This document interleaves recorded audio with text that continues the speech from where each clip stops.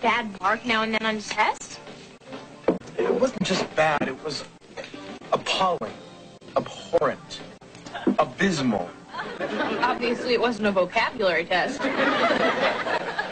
Look, one more grade is nothing to get upset over. By the way, what did you get? 95. Whoa! So much for getting into that college of your choice.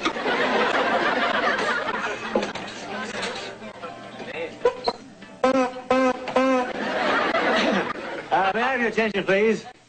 I have an official police announcement. Great. Last time we made an official police announcement was the beginning of Bicycle Safety Week. Yeah, and then he backed his cruiser over my 10-speed.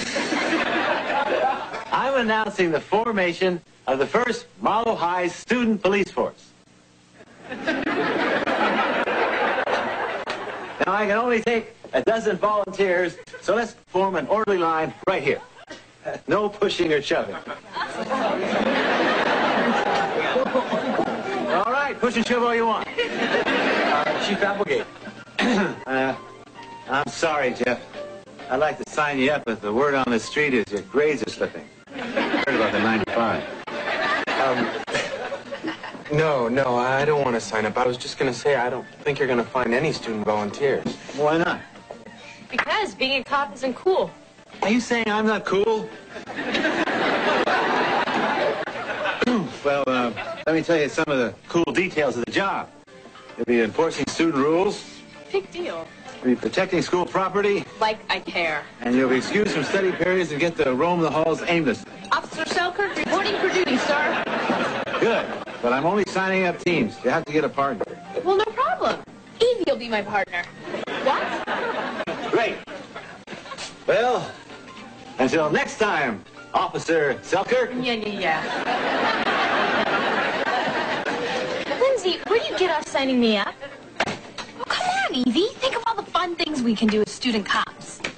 What fun things? You know, goofing off in the halls and chewing gum and writing graffiti on the boys' lockers. And when will you be doing all that? While we're enforcing student rules and protecting school property. Bino, did you hear that sweet, kindly old Mrs. Manning passed away? So, the Bino's bat finally bit the dust, huh? Bino, shame on you. Oh, come on, Donna. Have you forgotten all the bad blood between her and me when I was a kid? All the name-calling and the tomato-throwing and the leaving lit bags of manure on the front porch. Yes, but we made her stop doing all those things to you. Anyway, in her will, she left the city of Marlowe $1 million. It's only one catch. I'm not moving. No. The catch is that the only one who can decide how the money is spent is the mayor. Well, that doesn't sound like a problem. Oh, really? Every nut in town will be bugging me with crazy financial schemes. Why, Donna, I'm shocked.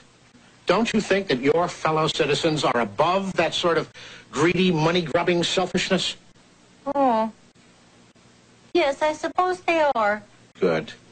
Then you can invest the money in this, the Beano Frolic Toothbrush Caddy. I'll double the town's money overnight, minus my modest 90% commission. You can't be serious. Why would I invest the town's money in something like that? You can't miss. Imagine John Q. Public is miles away from home and suddenly needs a toothbrush in an emergency. Bino, no one ever needs a toothbrush in an emergency. Have you got a toothbrush? It's an emergency.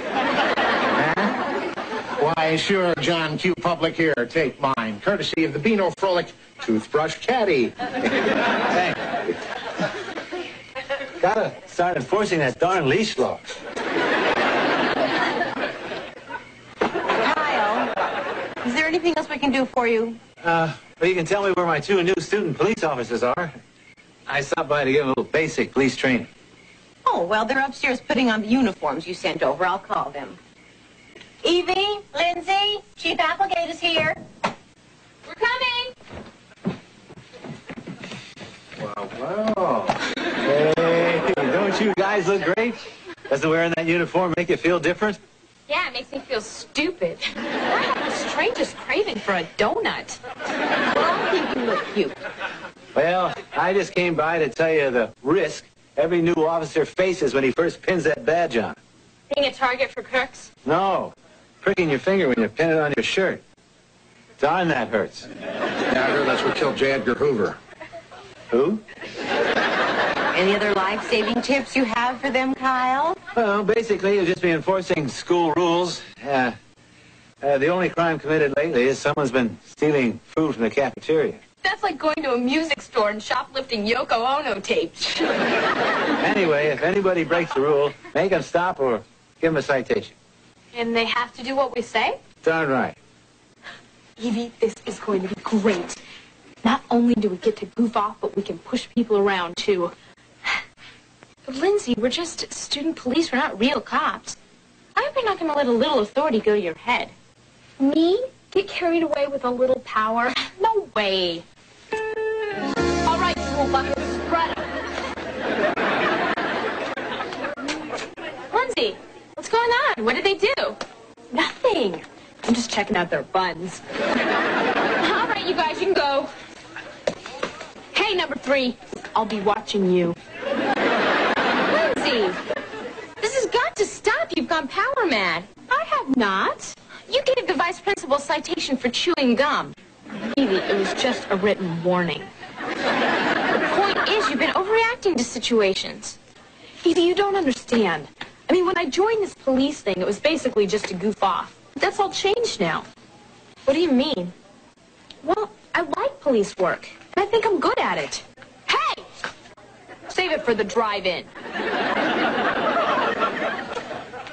This could be my future career.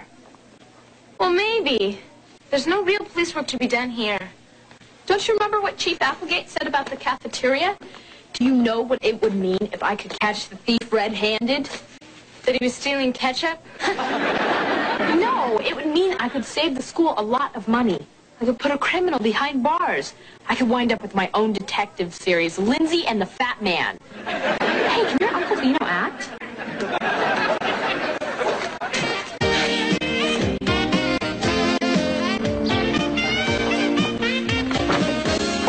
Well, that was a waste of 2 hours.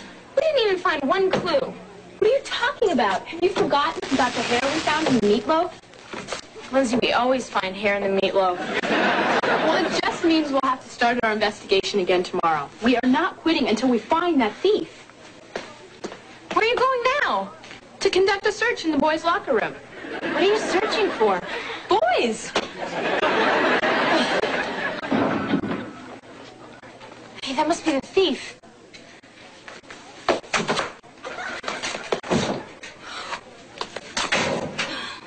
Great, there's no place to hide.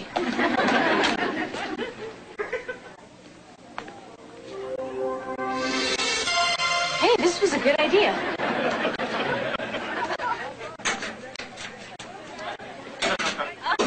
Phew!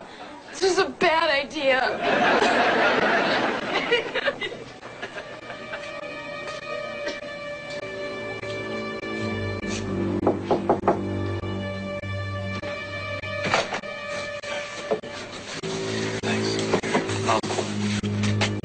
Here's the little something I promised you for your wallet.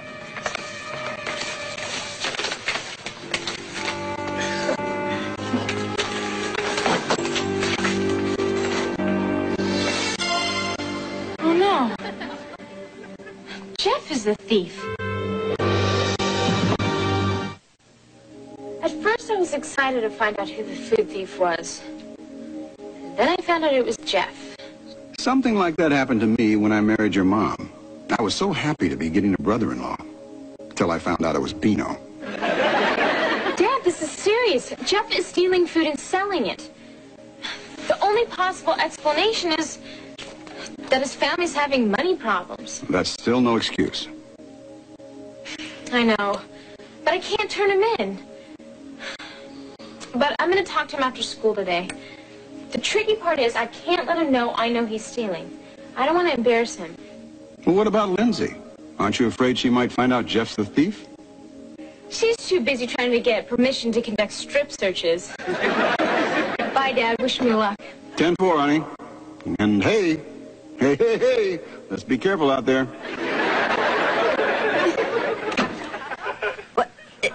No, the money belongs to the town. Well, no, I cannot loan you $1 million. No, not even $500,000. What? $50 till Tuesday? No. Now, goodbye, Mr. Trump. Donna, I got a great idea what we should spend the money on. Sure, why not? What stupid and ridiculous thing would you like to waste the money on, Kyle? Public safety. Public safety. Public safety? Oh, Kyle, I apologize. Here I was belittling you and you come up with a great idea like public safety. What'd you have in mind? This. No, Kyle, we are not buying you the Batmobile. Oh, please. No. Please. No. But I already paid for my cape. Oh, hey, Chief Applegate. Hi, Evie. Oh, Evie. Lindsay wanted to meet us here. Something about the cafeteria food theft. What? I'll tell you what. I've cracked this case wide open. You have? You bet. I went to the cafeteria this morning, and I found Jeff's math book near the pantry. Then I found Jeff's jacket on the counter, and I found Jeff's gym bag next to the refrigerator. Well, with all this evidence, I guess there's only one thing for us to do. I suppose. Ask Jeff if he saw anybody suspicious in the cafeteria. My thoughts exactly. Wait a minute. It sounds to me like Jeff is the right guy to ask. Right, Mom. That's it. Tell you what, I'm going to see Jeff after school today. Why don't I just ask him then? Great. Come on, Lizzie. I'll give you a ride to school in my crummy old cruiser. Say, would you be interested in buying a slightly used bat cape? Thanks. Jeff, this is really hard for me to say. You see, I have a friend whose family is having some financial problems. And to make ends meet, my friend has been stealing. Evie, I think I know what you're trying to say. You do? Sure. Your family's broken. Your mother's been embezzling city funds. No. I wasn't talking about my family. Jeff, has money been causing a lot of problems in your family? Well, yes. And have these problems been putting a lot of pressure on you? Evie, how did you know? I've been wanting to tell someone, but I felt so foolish. Jeff, you can tell me. I'll understand. Well, my father wants to invest his bonus in a new sports car, but my mother wants to install a hot tub. What do you think? Huh? What do I think? I'll tell you what I think. Wow, look at the time. I've got to be somewhere by 4 o'clock. Listen, this is my treat. Keep the change. See you later, Evie. A hot tub or a sports car? Keep the change? Jeff is rich and he's been stealing. He must be a Republican. Oh, Evie, I'm glad you're home. I have something to tell you. Mom, I have something to tell you, too. Well, I have something to tell both of you. Buzz, what do you want? Allow me to introduce myself. I'm your new investment counselor, E.F. Glutton. Don't you mean Hutton? Obviously, you haven't seen me eat. Now, I understand you've come into a lot of money. What makes you qualified to handle it? Ha! Just ask the last man whose investments I managed. He became a millionaire overnight. Well, that must have made him very happy. Not really. He started out the morning as a billionaire. And no matter what you hear, I say he fell out of that window. Buzz, could, you please, Work up an investment plan for your mom? Why, certainly. Now, since you have $1 million, we'll put 50% in stock, 50% in bonds, and 50% in my commissions. Buzz, that makes $1.5 million. See? The profits are rolling in already. Bye, Buzz. Bye-bye. And buy bonds. Mom, I need to ask you for some advice. Okay, but first, Lindsay left an important message for you.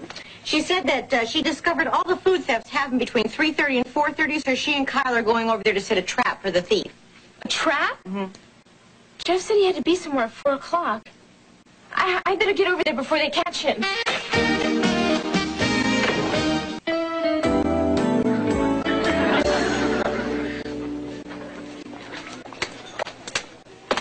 Lindsay, am I too late?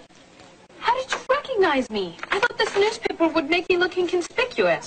But you're reading the Police Gazette. Well, my original plan was to disguise myself as a locker, but then I realized that'd be too stupid. Has anyone gone near the cafeteria? Nope, no one. Not a single person. Except, of course, Jeff. Jeff's in there right now? He didn't see you standing here? Nope. Where's Chief Applegate? He's putting on a disguise so he'll look like a typical high school student.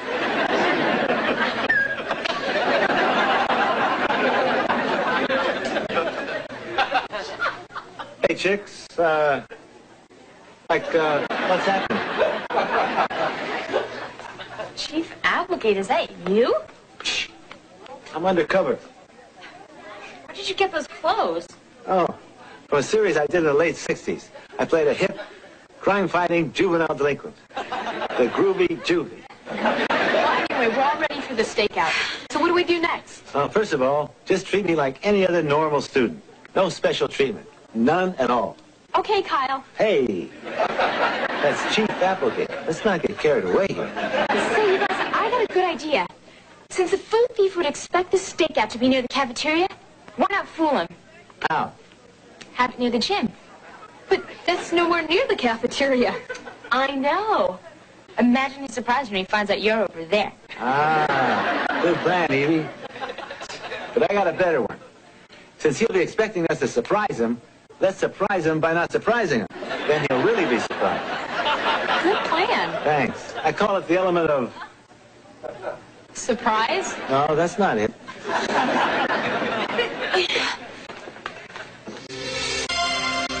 Hey, you guys. I just saw some suspicious-looking characters. Maybe you should check them out. They're not suspicious. Just a couple of musicians. Violin players at that. Hey, maybe those guys weren't suspicious, but look at these guys. Oh, the drama club must be holding tryouts for Annie Get Your Gun. Really? I'll be perfect in the Ethel Merman role. Grab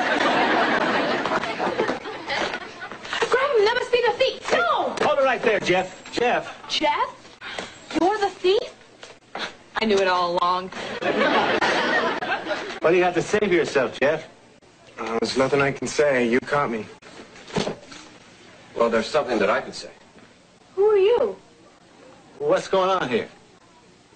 I lost my job a while back. And my family and I have been living on the streets. Jeff took that food for us. Is that true, Jeff? But what about the envelope he gave you? He said it was something for your wallet. Oh, this is what he gave me for my wallet.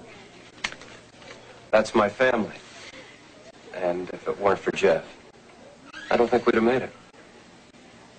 Jeff, I knew you couldn't be a thief. Me too. Well, I admire Jeff for helping this fella out, but it's still the matter of the food. He was stealing. Well, not really. This is all food the cafeteria workers are going to throw away anyways. So then it wasn't really stealing. Right. From now on, I'm going to suggest that all the excess food in the cafeteria is offered to the homeless. Thank you, Chief. Oh, but please, no more meatloaf. And the way the newspaper's covering the story, Jeff should be a big hero. Well, he is. Thanks to him, we found a good use for the $1 million. A shelter and a kitchen for the homeless. That's not the only good news. Lindsay finally quit the student police force. Where is she, anyway? Hey guys, Scoop Selkirk here. I just signed us up as an investigative reporting team for the school paper. Oh, no, not again. And I have got a hot tip on a big story. Lindsay, I am not... Someone overheard a conversation at the Goody Goody about a big city official's family who's in financial trouble. So the big city official is on the tape. Now you and I are going to find that crook and crack it.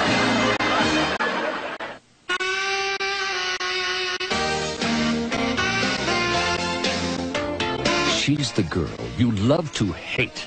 Now she's back in your life. Her face, her voice, her attitude. Beverly Hills 90210.